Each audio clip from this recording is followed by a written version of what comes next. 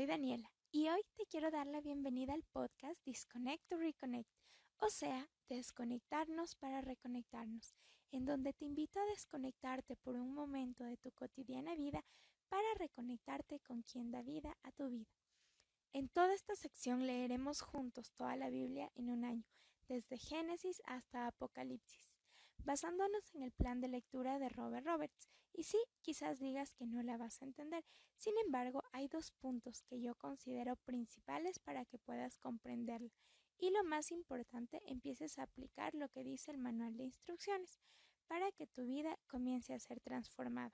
Y la primera es que puedas humanamente entender su palabra. Y es por eso que esta lectura está en un lenguaje súper chévere, es decir, súper entendible para nuestra generación actual. Y la segunda, y obviamente la más importante, es pedirle al Espíritu Santo que te llene de sabiduría para comprender su palabra. Entonces, comencemos. Amado Padre Celestial, gracias te damos hoy por permitirnos leer tu palabra. Llénanos de tu Espíritu Santo para que podamos comprender lo que hoy quieres hablarnos y sobre todo transforma nuestra mente, corazón y espíritu y transforma nuestra vida para que tú puedas hacerte real en cada uno de nosotros. En el poderoso nombre de Jesús. Amén. ¿Sabes que la Biblia prácticamente se divide en dos partes? El Antiguo Testamento donde te dice que Jesús va a venir y el Nuevo Testamento donde te dice que Jesús ya vino. Y sí, ese es el resumen de la Biblia. Y hoy vamos a explorar un poco de los dos lados. Antes de comenzar, quiero explicarte en un resumen súper cortito de los libros que leeremos hoy. Génesis literalmente significa principio y nos habla acerca de la creación y la vida y nos entrega las semillas de todo lo que es desarrollado después a través de toda la Biblia. Salmos, que significa alabanzas y cantos, es una colección de poemas sagrados que son alabanzas y oraciones a Dios. Y Mateo, que es un relato como testigo de muchos de los milagros de Jesús, los cuales hizo antes de ser crucificado en la cruz. El propósito principal de este libro es probar a los lectores que Jesús es el verdadero Mesías que fue profetizado en el Antiguo Testamento de la Biblia. Y ahí podemos ir entendiendo cómo se conectan las dos partes de la Biblia. Es por eso que realicemos esta lectura. ¿Se acuerdan que les comenté que todos los nombres y la historia son de gran importancia para el nacimiento de Jesús? Hoy les quiero contar un dato curioso. ¿Sabían que el Mesías desciende de Sem? Pues sí, así mismo. Veamos quién es Sem en Génesis 9. El pacto de Dios con Noé. Dios bendijo a Noé y a sus hijos con estas palabras: sean fructíferos, multiplíquense y llenen la tierra. Todos los animales de la tierra tendrán temor y miedo ante ustedes: las aves, las bestias salvajes, los animales que se arrastran por el suelo y los peces del mar. Todos estarán bajo su dominio. Todo lo que se mueve y tiene vida, al igual que las verduras, les servirá de alimento. Yo les doy todo eso. Pero no deberán comer carne con sangre. La sangre es vida. Por cierto, de la sangre de ustedes yo habré de pedirles cuentas. A todos los animales y a todos los seres humanos pediré cuentas de la vida de sus semejantes. Si alguien derrama la sangre de un ser humano, otro ser humano derramará la suya, porque el ser humano ha sido creado a imagen de Dios mismo. En cuanto a ustedes, sean fructíferos y multiplíquense. Sí, multiplíquense y llenen la tierra. Dios habló otra vez a Noé y a sus hijos y dijo: yo establezco mi pacto con ustedes, con sus descendientes y con todos los seres vivientes que están con ustedes, es decir, con todos los seres vivientes de la tierra que salieron del arca, las aves y los animales domésticos y salvajes. Este es mi pacto con ustedes. Nunca más serán exterminados todos los seres vivientes por las aguas de un diluvio. Nunca más habrá un diluvio que destruya la tierra. Y Dios añadió: esta es la señal del pacto que establezco para siempre con ustedes y con todos los seres vivientes que los acompañan. He colocado mi arco iris en las nubes, el cual servirá como señal de mi pacto con la tierra. Cuando yo cubra la tierra de nubes y en ellas aparezca el arco iris, me acordaré del pacto que he establecido con ustedes y con todos los seres vivientes. Nunca más las aguas se convertirán en un diluvio para destruir a todos los mortales. Cada vez que aparezca el arco iris entre las nubes, yo lo veré. y me acordaré del pacto que establecí para siempre con todos los seres vivientes que hay sobre la tierra. Dios concluyó diciéndole a Noé: esta es la señal de mi pacto que establezco con todos los seres vivientes que hay en la tierra. Acerca de los hijos de Noé. Los hijos de Noé que salieron del arca fueron Sem, Cam y Jafet. Cam fue el padre de Canaán. Estos fueron los 3 hijos de Noé, que con su descendencia poblaron toda la tierra. Noé se dedicó a cultivar la tierra y plantó una viña. Un día bebió vino y se embriagó, quedándose desnudo dentro de su tienda de campaña. Cam, el padre de Canaán, vio la desnudez de su padre y fue a contárselo a sus hermanos, que estaban afuera.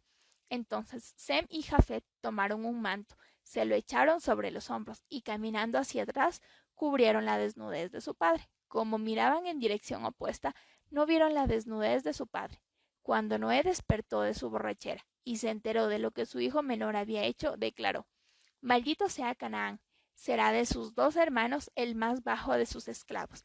Y agregó: bendito sea el Señor, Dios de Sem, que Canaán sea su esclavo, que Dios extienda el territorio de Jafet, que habite Jafet en los campamentos de Sem, y que Canaán sea su esclavo. Después del diluvio, Noé vivió 350 años más, de modo que murió a la edad de 950 años. Para aclararte un poco el panorama, un pacto es un acuerdo, una alianza, y bíblicamente es un compromiso de Dios con la humanidad. La palabra pacto aparece más de 300 veces en la Biblia. Qué interesante, ¿no? Y en este capítulo puede ser interpretado como el pacto de la bendición de Dios hacia Noé y su descendencia. Y sí, su descendencia también somos nosotros. Dios dijo que a pesar de tantas cosas malas que hay en la tierra, Él ya no iba a maldecir la tierra. ¿Qué nos muestra eso? Que a pesar de nosotros ser pecadores, Dios nos ama. Vemos también la bondad de Dios, porque literalmente en el versículo 3 dice: yo les doy todo esto.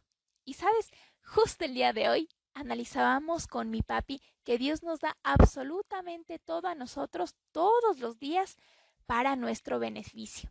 Obviamente con el objetivo de exaltar a Dios. Te voy a poner un ejemplo para que me entiendas un poco más. Digamos que tú eres hijo y estás con mucha hambre. Tus papás salieron a trabajar, pero en tu casa dejaron papas, carne, agua, sal y bueno, todo lo necesario para hacer comida. Y tienes listito y todo para preparar. Pero llega la noche y les reclamas a tus papás: estoy con hambre, voy a morir, estoy flaco y tantas cosas, no, porque no te dieron de comer. Y tus papás te van a decir: pero estaba todo ahí, tenías tú que hacerte tu comida. Entonces, algo parecido para que me interpretes es con Dios. Todos los días nos da cosas increíbles. Nos da la salud, nos da la vida, nos da inteligencia, nos da un montón de cosas para que nosotros las usemos y podamos cumplir nuestros sueños, alcanzar nuestros objetivos y hacer tantas cosas que planeamos. Pero muchas veces no hacemos nada, por pereza, por vaguería, por miedo, por frustraciones y por tantas cosas. Y luego le echamos la culpa a Dios diciendo que Dios no nos da nada. Pero ¿cómo quieres que Dios ya te dé todo hechito, todo resuelto? Pues las cosas no funcionan así, porque en la Biblia también te dice que tú tienes que hacer las cosas. O lo que les mencionaba el día anterior, la fe sin obras es muerta. Es decir, que también tienes que hacer tu parte. Entonces, Dios quiere que vivas súper bien, pero súper bien.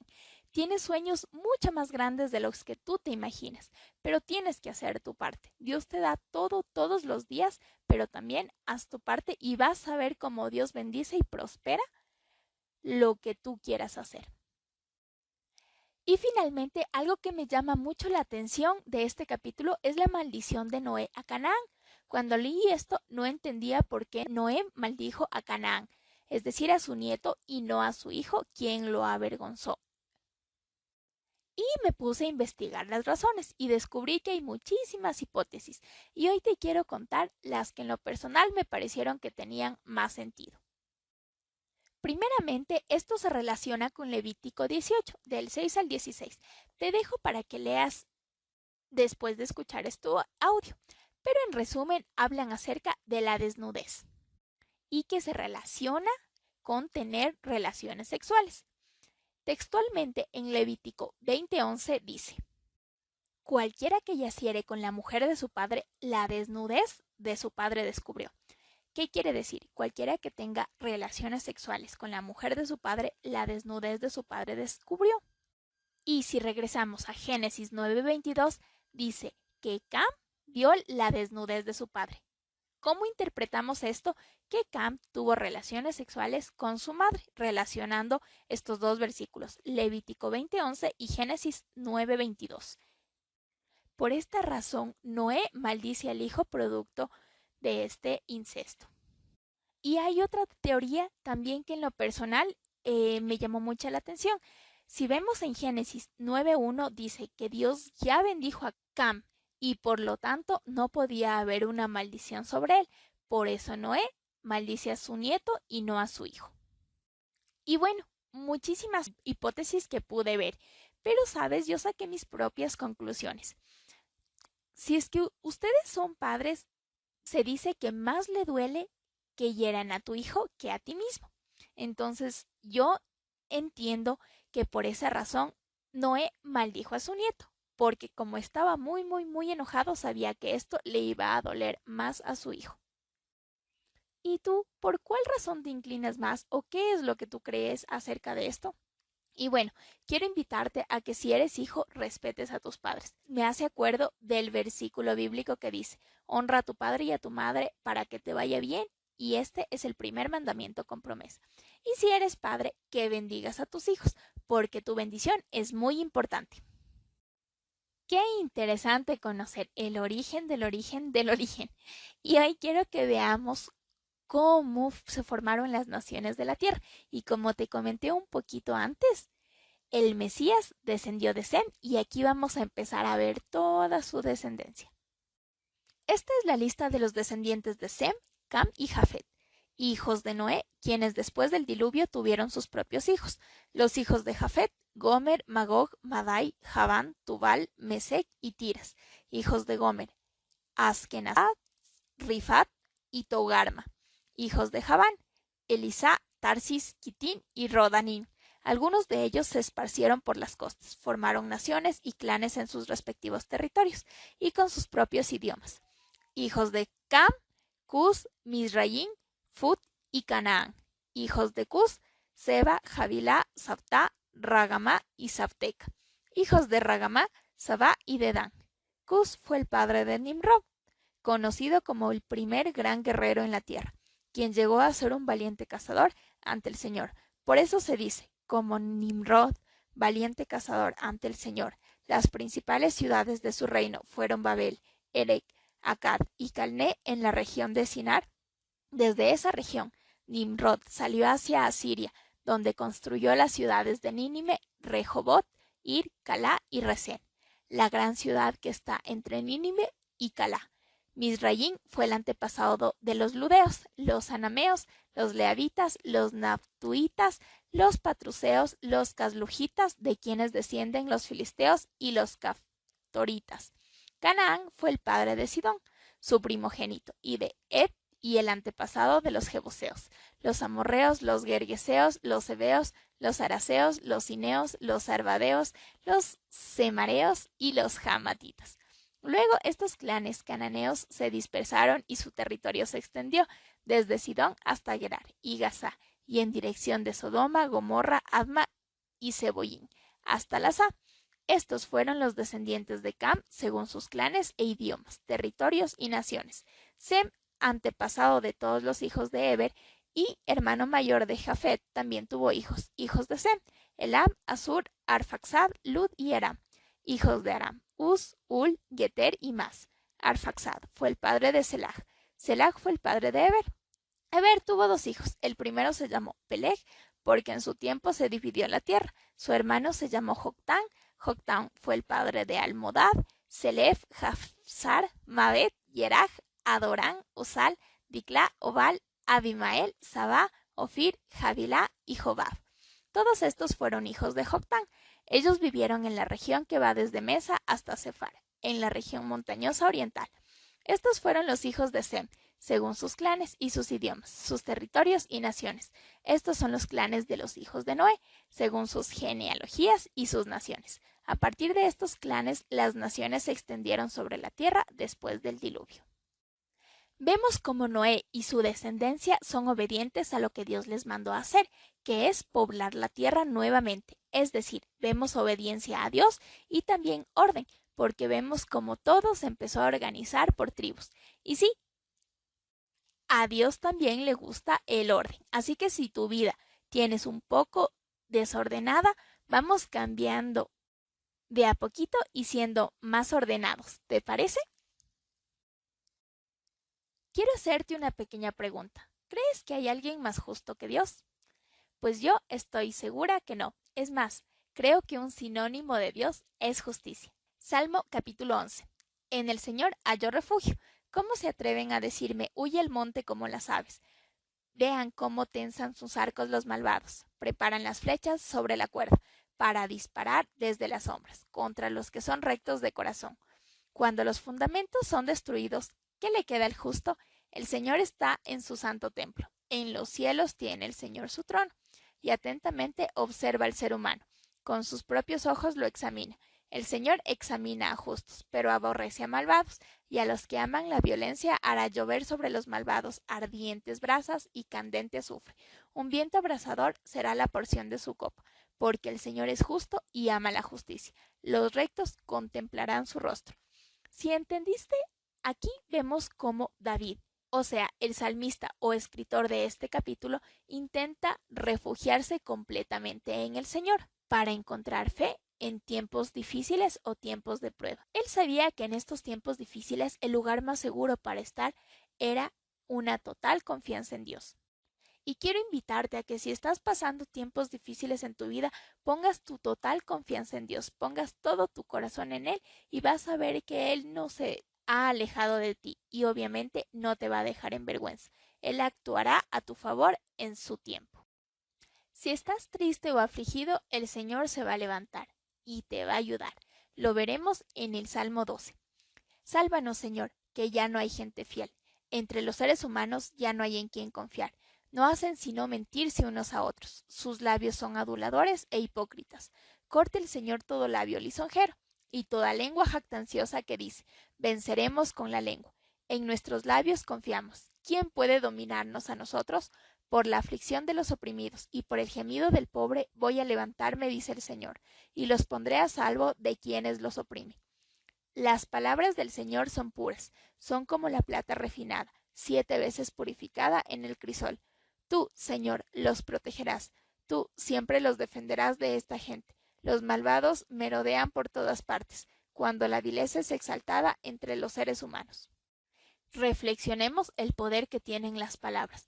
Y sí, quizás pienses que vivir para Dios en un mundo engañoso o cruel puede ser difícil, pero quiero decirte que no estás solo en tu lucha.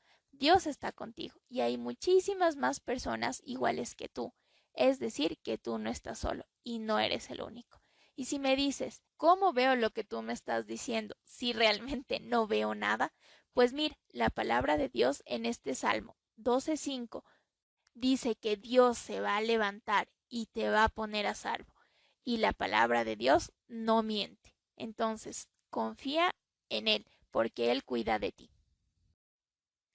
Confiar en Dios aunque no veamos las cosas en el momento, eso marca la diferencia y mueve la mano de Dios, porque tú estás teniendo fe. Salmo capítulo 13. ¿Hasta cuándo, Señor, me tendrás en el olvido? ¿Hasta cuándo esconderás de mí tu rostro? ¿Hasta cuándo he de atormentar mi mente con preocupaciones y he de sufrir cada día en mi corazón? ¿Hasta cuándo mi enemigo triunfará sobre mí? Señor y Dios mío, mírame y respóndeme, ilumina mis ojos, así no caeré en el sueño de la muerte, así no dirá mi enemigo, lo he vencido, así mi adversario no se alegrará de mi caída. Pero yo confío en tu gran amor, mi corazón se alegra en tu salvación.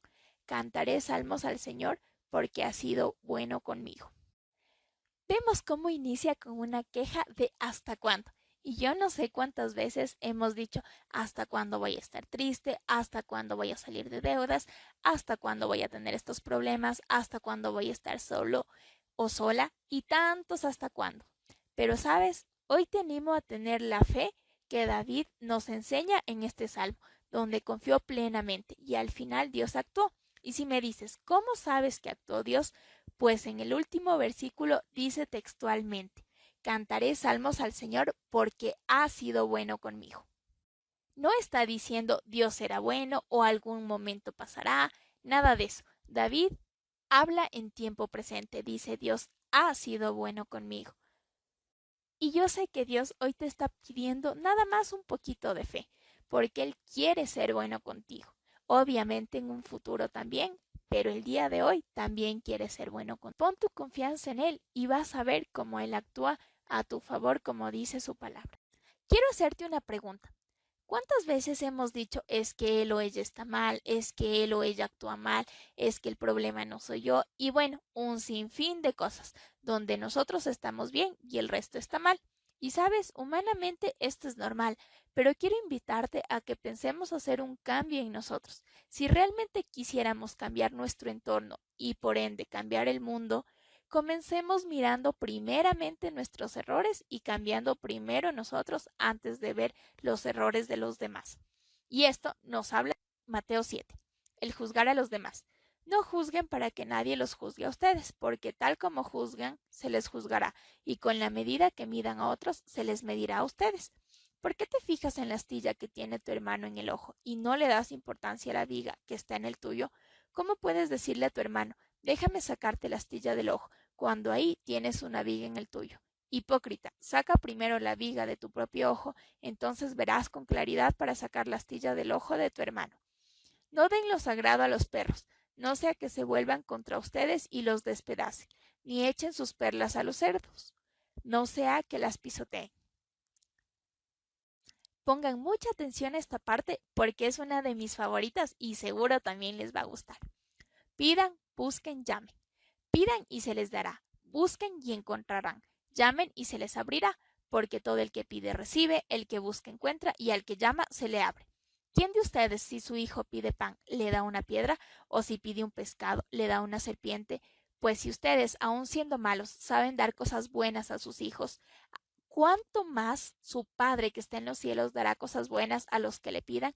Así que en todo traten ustedes a los demás tal y como quieren que ellos los traten a ustedes. De hecho, esto es la ley y los profetas. La puerta estrecha y la puerta ancha. Entren por la puerta estrecha, porque es ancha la puerta y espacioso el camino que conduce a la destrucción, y muchos entran por ella. Pero estrecha es la puerta y angosto el camino que conduce a la vida, y son pocos los que la encuentran. El árbol y sus frutos. Cuídense de los falsos profetas. Vienen a ustedes disfrazados de ovejas, pero por dentro son lobos feroces. Por sus frutos los conocerán. ¿Acaso se recogen uvas de los espinos o higos de los cardos? Del mismo modo, todo árbol bueno da fruto bueno, pero el árbol malo da fruto malo. Un árbol bueno no puede dar fruto malo, y un árbol malo no puede dar fruto bueno. Todo árbol que no da buen fruto se corta y se arroja al fuego. Así que por sus frutos los conocerán. No todo el que me dice Señor, Señor entrará en el reino de los cielos, sino solo el que hace la voluntad de mi Padre que está en el cielo. Muchos me dirán en aquel día, Señor, Señor, no profetizamos en tu nombre, y en tu nombre expulsamos demonios e hicimos muchos milagros. Entonces les diré claramente, jamás los conocí. Aléjense de mí, hacedores de maldad. El prudente y el insensato. Por tanto, todo el que me oye estas palabras y las pone en práctica es como un hombre prudente, que construyó su casa sobre la roca. Cayeron las lluvias, crecieron los ríos, soplaron los vientos y azotaron aquella casa. Con todo, la casa no se derrumbó porque estaba cimentada sobre la roca. Pero todo el que oye mis palabras y no las pone en práctica es como un hombre insensato, que construyó su casa sobre la arena. Cayeron las lluvias, crecieron los ríos, soplaron los vientos y azotaron aquella casa. Esta se derrumbó y grande fue su ruina. Cuando Jesús terminó de decir estas cosas, las multitudes se asombraron de su enseñanza, porque enseñaba como quien tenía autoridad y no como los maestros de la ley. Por sus frutos los conocerán. ¿Te has preguntado qué frutos estás dejando en los que te rodean? ¿O qué piensan los demás de ti? Estás siendo como Jesús. Y sí, sé que es un poco complicado, pero cuando estés con alguien y sientas la necesidad de actuar de una manera no tan bonita, pregúntate, ¿cómo actuaría Jesús ante esta situación? ¿Sabes? Lo bonito de Dios es que siempre está ahí para llenarte de su amor en primer lugar y darte lo que tu corazón anhele también. Su palabra dice, pide y se les dará, busca y hallaréis, llama y se los abrirá. Tu Padre es bueno y quiere darte cosas muy buenas. Obviamente tiene que ir alineado a su voluntad, pero de eso hablaremos más adelante. El otro día me ponía a pensar, y no sé si te ha pasado, pero muchas veces no sabemos ni lo que queremos. O un día queremos una cosa y al siguiente algo totalmente distinto. Y pues, ¿cómo Dios va a darnos algo que nosotros pidamos si ni siquiera nosotros sabemos lo que queremos? Y hoy quiero invitarte a que primero, antes de pedirle algo a Dios para ti, le pidas al Espíritu Santo que aclare tu mente y tu corazón y que ponga en ti los sueños que Él tenga para tu vida, los deseos que Él quiera para ti, que ponga en ti el querer como el hacer. Y listo, de esta sencilla manera sabrás lo que realmente tú necesitas para tu vida y obviamente lo vas a querer. Y lo mejor de todo es que va a ir alineado a la voluntad de Dios.